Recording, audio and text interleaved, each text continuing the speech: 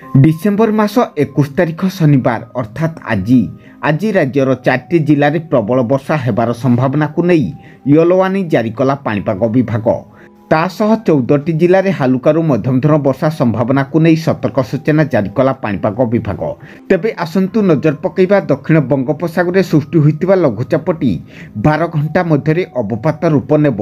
एहार प्रभाव में आसंता 24 घंटा मध्य राज्य में केउ केउ 4टी जिला को येलो वार्निंग जारी करछि पाणीपाग विभाग।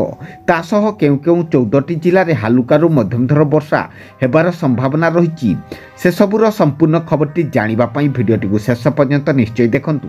आउ जदि ता पूर्वरु आम चैनल ओजीएन ओडियाटी को एपर्यंत सब्सक्राइब करनथिले एबे ही सब्सक्राइब कर दियंतु। आ पाखर बेल आइकनटी को दबाई दियंतु। आगु को मध्य पाणीपाग संबंधी समस्त प्रकार अपडेट खबर गुड़िक सर्वप्रथमे जानिबा पई। तेबे बंगोपसागर में सृष्टि होइतिबा लघुचाप आगामी 12 घंटा मध्य आहरी घनीभूत हुई एक अवपात परिणत हेबार संभावना रही बोली पाणीपाग विभाग पक्षरु सूचना दिया जाइछि। तेबे आज सृष्टि होइतिबा लघुचाप क्षेत्र सामान्य उत्तर आड़क गति करने सह पश्चिम केन्द्रीय पार्श्ववर्ती दक्षिण बंगोपसागर घनीभूत रही।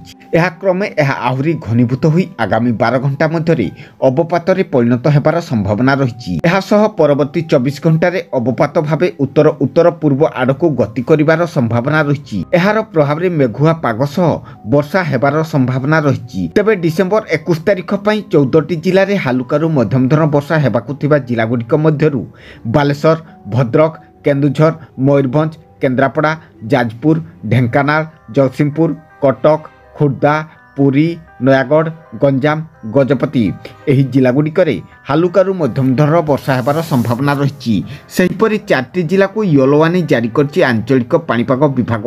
आउ से सबु जिलागुड़िक केन्द्रापड़ा, जगतसिंहपुर, गंजाम, गजपति एही 4टी जिला को डिसेम्बर 21 तारिख सकाळ 8:30 पर्यंत येलो वार्निंग जारी करछि पाणीपाग विभाग। तेबे आगकु मध्य पाणीपाग संबंधी समस्त प्रकार अपडेट खबर गुड़िक सर्वप्रथमे जानिबा पई आम ओजीएन ओडिया चैनल टी को एबे सब्सक्राइब कर दियंतु। आ पाखर बेल आइकन टी को दबाई दियंतु।